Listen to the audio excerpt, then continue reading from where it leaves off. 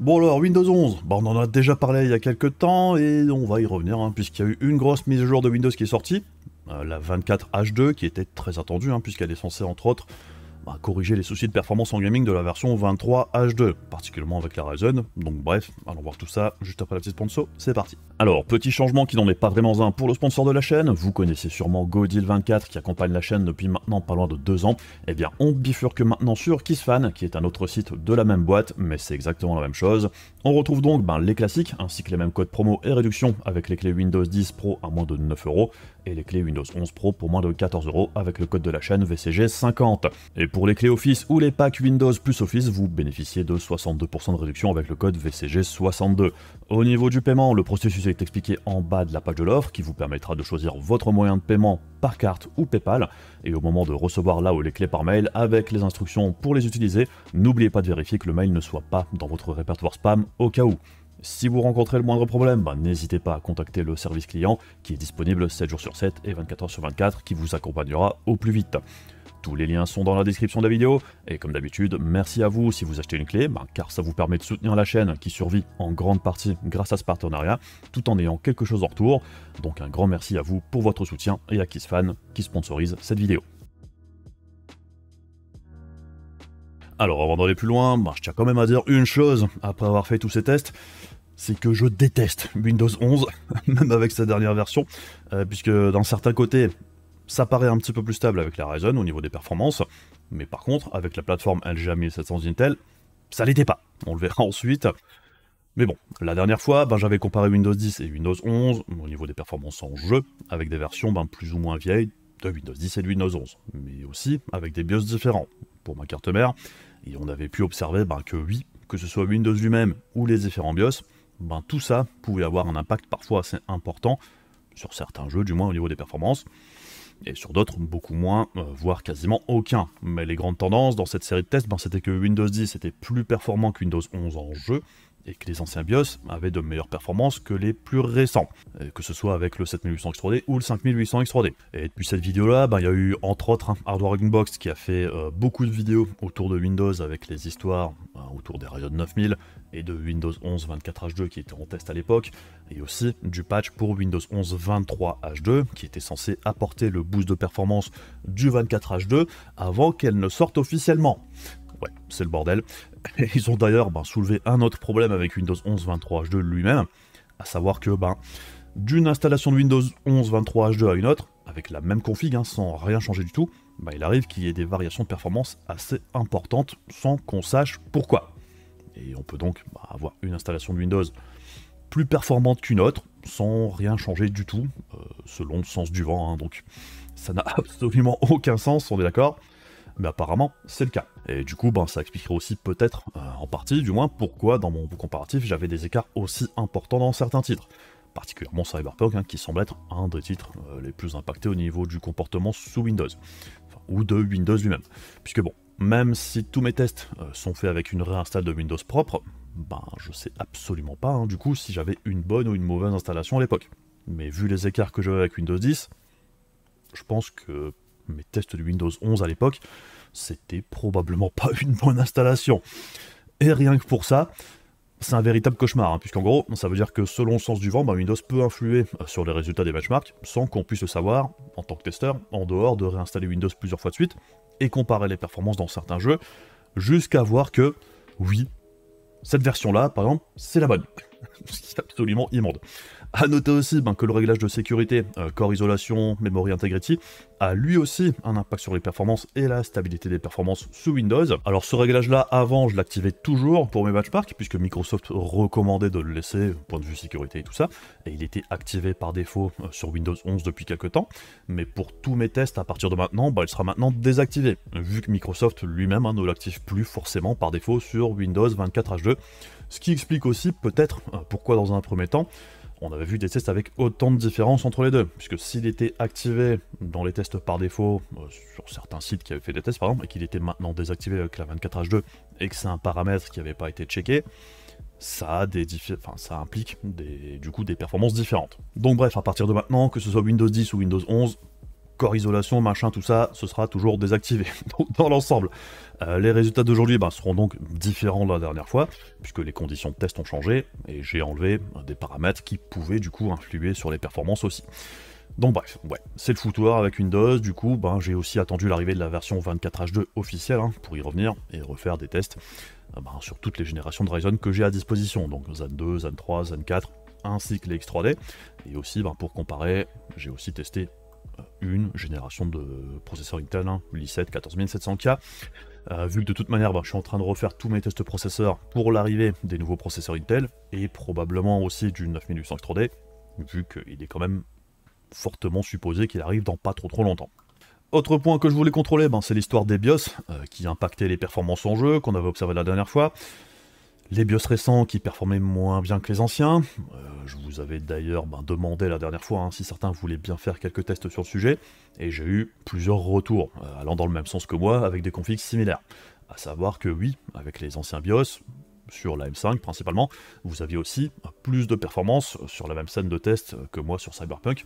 Certains m'avaient même envoyé des petites vidéos et tout ça, donc encore merci à vous pour avoir fait des petits tests et m'avoir communiqué le résultat. Ça m'a permis de voir déjà que j'étais pas tout seul. Alors le problème pour moi, comme je l'avais dit à l'époque, c'est que j'ai qu'une seule carte mère AM5, donc j'ai pas vraiment de moyen de faire de double check avec une autre marque de carte mère par exemple, pour pouvoir voir justement si eux aussi, avec leurs anciens BIOS, ça va être meilleure performance ou pas. Et entre deux, du coup, il y a sur PC, que vous connaissez peut-être déjà, que vous pouvez retrouver sur Twitch. Je mettrai le lien dans la description de la vidéo. Et du coup, il m'a gentiment prêté une B650 Eagle AX de chez Gigabyte, qui m'a donc permis de comparer avec ma B650 PG Lightning d'ASRock. Par contre, le petit souci, c'est que la Eagle AX est assez récente. Du coup, même son tout premier BIOS, il n'est pas aussi vieux que celui que j'ai utilisé pour les tests avec la PG Lightning. Et donc, c'est pas le même Agesa. Mais bon, malgré tout, ça suffira ici pour observer une tendance. Et vu que je suis en train de tester tous mes processeurs actuellement, j'ai également rajouté quelques jeux ici en plus.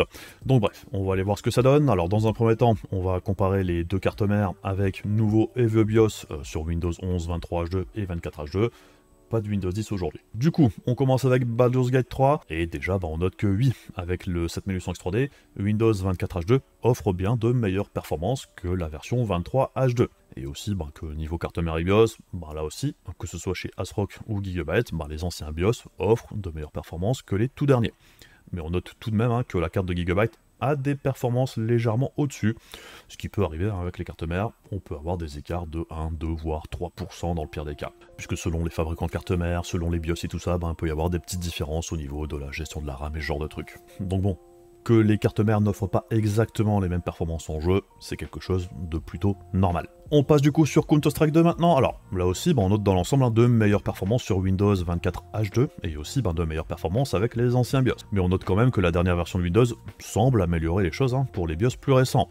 Donc en dehors de Windows 11 23H2 avec les derniers BIOS, le reste, ça semble se comporter de manière assez similaire, et c'est ce qu'on veut. Donc grosso modo, ça semble quand même se passer un petit peu mieux avec la nouvelle version de Windows. Alors pour Cyberpunk maintenant, c'est sur ce jeu-là qu'on avait les plus gros écarts la dernière fois, et ici on observe toujours des écarts, mais c'est quand même beaucoup moins violent. Malgré tout, ici encore, on voit que Windows 23H2, avec le dernier BIOS, peu importe la carte mère, c'est ce qui se comporte le moins bien avec le 7800 X3D. Et on voit que la version 24H2 est ici aussi plus stable, même si ici encore, la carte mère de Gigabyte a des performances un petit peu au-dessus de l'ASRock de quelques pourcents. Pour Dragon's Dogma 2, alors le jeu a été patché il n'y a pas très longtemps justement pour améliorer les performances des processeurs, ici on voit qu'encore une fois la carte de Gigabyte performe mieux que l'ASRock et que clairement c'est le combo Windows 11 23H2 avec le dernier BIOS ASRock qui offre le moins de performance. Et on voit que la version 24H2 semble quand même avoir corrigé les plus gros problèmes de l'ancienne version de Windows. Et on voit que les écarts ancien BIOS, nouveau BIOS sont pour ainsi dire plus ou moins gommés avec Windows 24H2. Pour Final Fantasy XIV, alors ici aussi Windows 24H2 c'est le plus stable, des petits écarts de performance par-ci par-là, mais bon, on est je dirais grosso modo sur la marge d'erreur, en dehors du combo Windows 23H2 plus dernier BIOS en date qui ici aussi est le moins bon. Donc bon, déjà là, je dirais sur les quelques premiers jeux, il y a déjà une tendance assez claire dans l'ensemble, c'est que Windows 24H2 semble quand même avoir bien amélioré les choses par rapport à la 23H2, particulièrement avec les tout derniers BIOS. Par contre, pour Flight Simulator, comme on peut le voir ici, il fait moins bien sur la version 24H2 que sur l'ancienne version. Et c'est une tendance qu'on aura avec quasiment tous les processeurs d'AMD, comme on le verra ensuite. Donc je sais pas ce qui se passe ici, c'est un des rares jeux où il y a une perte de performance avec la 24H2. En dehors de ça, pas d'écart majeur. Pour Hogwarts Legacy, à l'inverse, c'est un des jeux qui profite le plus d'un boost de performance avec la 24H2 sur quasiment tous les processeurs. Et comme d'habitude, le combo 23H2 et dernier BIOS étaient clairement les moins bons. Pour Ratchet & Clank Rift Apart, là aussi, la version 24H2 offre un petit gain pas inintéressant, surtout sur les 1% qui sont quand même plus stables ici. Mais bon, grosso modo, on retrouve plus ou moins le même constat que depuis le début. 23H2 plus tout dernier BIOS, c'était vraiment ce qu'il y avait de plus mauvais. Et pour terminer ce premier comparatif, on a Total War Warhammer 3, qui déjà la dernière fois n'était quasiment pas impacté au niveau des performances, peu importe la version de Windows ou de BIOS. Et ici, on voit que c'est plus ou moins la même chose. Les performances restent pour ainsi dire quasiment exactement les mêmes, on est sur la marge d'erreur dans l'ensemble, il y a des petits écarts, mais rien de vraiment hyper important. Du coup, sur le récap sur ces titres-là, on peut voir que pour le 7800X3D, Windows 24H2 permet un petit gain de performance sur la moyenne au global, comme on pouvait s'y attendre. Mais bon, on n'est pas non plus sur des écarts de malade. En dehors, je dirais, du combo 23H2 plus dernier BIOS chez ASRock, qui clairement faisait moins bien que les autres combinaisons d'OS et de BIOS.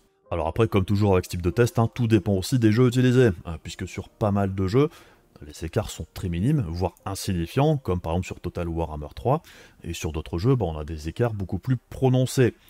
D'autant plus qu'il est aussi important de garder à l'esprit que pour voir ces écarts-là, il faut aussi être limité par le processeur, et non pas par la carte graphique, ce qu'on cherche à éviter la plupart du temps. Alors on passe ensuite sur les comparatifs 23H2, 24H2 avec les différentes générations de Ryzen. Et on commence avec le Ryzen 3600, et comme on peut le voir ici, pas d'écart énorme, si ce n'est quelques jeux bien spécifiques genre Cyberpunk et Dragon's Dogma 2, qui ici gagnent légèrement en performance, et on voit que Flight Simulator, comme je l'ai dit juste avant, on en perd. Pour les autres titres, ça change vraiment quasiment rien. Donc bon, que vous utilisiez la 23H2 ou la 24H2, avec un Ryzen 3600 apparemment, ça change pas grand chose. Pour le Ryzen 5600, c'est plus ou moins le même scénario. Cyberpunk et Dragon's Dogma 2, on est en légère hausse, et Flight Simulator, on perd des performances. Pour les autres jeux, c'est ici aussi quasiment identique entre les deux versions de Windows. Pour le 5800X3D, alors là aussi on peut dire que c'est légèrement mieux sur Cyberpunk et Dragon's Dogma 2, avec ici Hogwarts Legacy qui apparemment performe un petit peu mieux également. Et Flight Simulator par contre, pas vraiment de changement majeur ici, c'est vraiment très proche entre les deux versions de Windows. Donc dans l'ensemble, sur la M4, la dernière version de Windows, ça change pas grand chose. Quelques petits gains par-ci par-là, et parfois quelques baisses, mais je pense que ce sera totalement imperceptible la plupart du temps. On passe maintenant sur la M5 avec le Ryzen 7600, on voit qu'on a des petits gains sur plus de jeux que la M4, mais c'est pas non plus des gains absolument délirants. On a de meilleures performances dans l'ensemble, je dirais, mais je dirais c'est pas non plus une dinguerie totale. D'autant plus que le gain se fait plus, je dirais, sur la moyenne des FPS que sur les 1%, donc en réalité, ça change vraiment pas grand chose ici. Et pour le 7800X3D, on l'a déjà vu tout à l'heure, mais on note des petits gains un petit peu plus réguliers, je dirais, en dehors de Flight Simulator, qui comme sur la plupart des autres Ryzen, fait un peu moins bien sur Windows 11, 24H2 que sur la 23H2, mais je dirais qu'au global, le passage vers la nouvelle version de Windows ici, pour le 7800X3D, ça semble plutôt positif. Ce qui est quand même un petit peu à l'inverse du 14700K, où là, c'est un petit peu plus bizarre, puisque les performances étaient moins bonnes pour moi, avec la 24H2 que la 23H2, avec le dernier BIOS en date, du moins, qui est sorti il y a quelques jours, avec les tout derniers microcodes pour améliorer la durée de vie des générations 13 et 14. Et on voit que particulièrement sur Ratchet & Clank et Hogwarts Legacy, ça fait baisser fortement les performances. Pareil sur CS2, les 1% prennent quand même un gros coup dans la tête. Et pas mal de jeux, on voit qu'il y a des petites baisses. Et Flight Simulator, par contre, à l'inverse des Ryzen, là on voit que le 14700K fait mieux sur la 24H2 que la 23H2. Bon, j'ai réinstallé Windows 11 24H2 plusieurs fois et j'avais toujours les mêmes performances, et il n'y a qu'en revenant sur la 23H2 ensuite que je retrouvais les performances que je qualifierais de normales que l'on voit ici. Donc est-ce que c'est un cas particulier avec les tout derniers BIOS? Est-ce que c'est un problème avec Windows 24H2 pour l'instant, puisque c'est encore une version assez jeune? Est-ce qu'il y a des petits problèmes encore à régler de la part de Microsoft? J'avoue que j'en sais rien, en tout cas pour le moment. Pour mes tests processeurs, pour la plateforme LGA 1700, je vais rester avec la version 23H2, en attente d'éclaircissement ou d'évolution de la situation. J'ai aussi entendu dire qu'il y avait des petits soucis avec la 24H2, avec les processeurs Intel, avec les trucs d'anti-cheat et tout ça. Je sais pas si certains d'entre vous ont installé la nouvelle version avec des processeurs Intel et ont aussi rencontré une baisse de performance dans certains jeux, et je rappelle encore une fois que pour voir des baisses de performance, faut être bottleneck par le processeur et pas par la carte graphique, mais c'est vrai que par exemple ici sur Ratchet & Clank, la différence est quand même assez massive. Donc bon, n'hésitez pas à le dire dans les commentaires si vous avez vous aussi observé une différence, est-ce que vous avez également mis à jour votre BIOS et tout ça, est-ce que vous avez vu un impact et ce genre de trucs, ça permettra peut-être d'y voir un petit peu plus clair. Donc bref, une fois qu'on a vu tout ça, je sais pas trop quoi vous dire en fait, si ce n'est que je déteste vraiment Windows 11. Pour les Ryzen en général, la 24H2 semble être quand même plutôt bénéfique, même si on est d'accord, ça changera pas votre vie la plupart du temps, et ça semble plus bénéficier à Zen 4 et 5, si on en croit les tests d'Hardware Unboxed, pour Zen 5, sinon pour Zen 2 et 3, il n'y avait pas vraiment de changement hyper important, mais du coup, pour le 7800 X3D par contre, ça semble gommer, je dirais, les soucis que j'avais avec les derniers BIOS et Windows 11 23H2, donc c'est quand même une bonne nouvelle à ce niveau-là. Les performances semblent dans l'ensemble quand même plus stables, même si sur certains jeux, les anciens BIOS restent quand même un petit peu plus performants que les nouveaux. Par contre, du côté de chez Intel, pour l'instant, ça me laisse un petit peu perplexe. Est-ce que c'est Windows 24H2 qui pose problème? Puisque j'ai vu plusieurs utilisateurs se plaindre de moins bonnes performances avec les Intel Gen 13 et 14 sur la 24H2, ou est-ce que c'est un souci avec les derniers BIOS qui viennent de sortir il y a quelques jours, ou est-ce que c'est un mélange des deux? Bon, pour le moment, j'en sais rien, mais c'est vrai qu'en l'état, je vais continuer d'utiliser la 23H2 avec la plateforme LGA 1700, du moins pour l'instant. Mais bref, je trouve quand même que dans l'ensemble, Windows 10 c'était beaucoup plus stable et fiable pour faire des tests, particulièrement avec les tests processeurs. Et ici c'est vraiment hyper pénible, et c'est une perte de temps immense, puisque là, j'ai toujours un petit peu le doute en fait, au niveau des performances que je récolte. Est-ce que tout est normal? Est-ce que ce sont les bonnes performances? Ou est-ce que Windows est en train de faire son petit caprice avec tel ou tel processeur? Bon, on sait pas trop, et on reste toujours un petit peu dans le doute, ce qui est vraiment hyper désagréable. Et j'avoue que je commence à me poser sérieusement la question de juste repasser sur Windows 10 au niveau des benches, vu qu'il est dans l'ensemble quand même beaucoup moins capricieux. Après, c'est vrai aussi que repasser sur Windows 10, c'est pas non plus une solution idéale, puisque apparemment Zen 5 tournerait mieux maintenant sur Windows 11 24H2 que sur Windows 10. Et est-ce que les futurs Core Ultra de chez Intel, par exemple, fonctionneront mieux ou moins bien sur Windows 10 que sur Windows 11? On sait pas encore. Sans oublier évidemment la fin du support officiel de Windows 10 dans un an.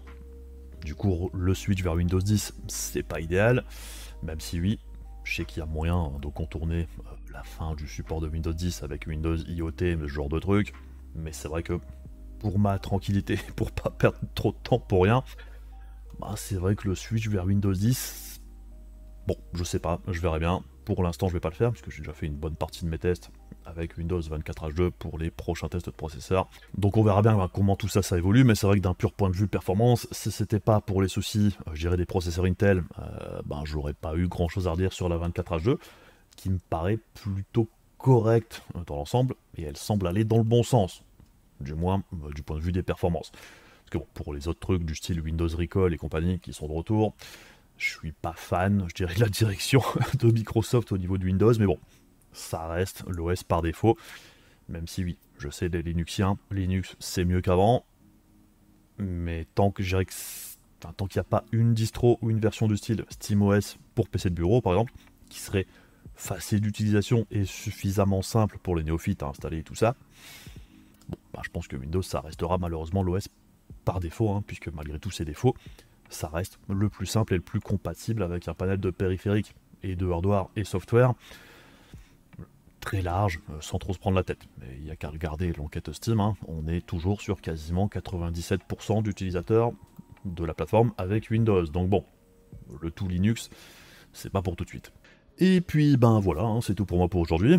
Comme d'habitude, si vous avez apprécié la vidéo et que vous voulez soutenir la chaîne, les machins pénibles de YouTube, il y a également la page Amazon de la chaîne, si vous voulez des idées de config de PC type, il y a aussi les cartes graphiques du moment, tout ça, c'est dans la description de la vidéo, et comme toujours, un immense merci aussi aux membres soutiens YouTube et Ko-fi de la chaîne, qui permettent à la chaîne de rester en vie. Un grand merci à vous tous, et puis on se retrouve aussi très rapidement pour d'autres vidéos, je vous fais des bisous, je vous dis à la prochaine, salut!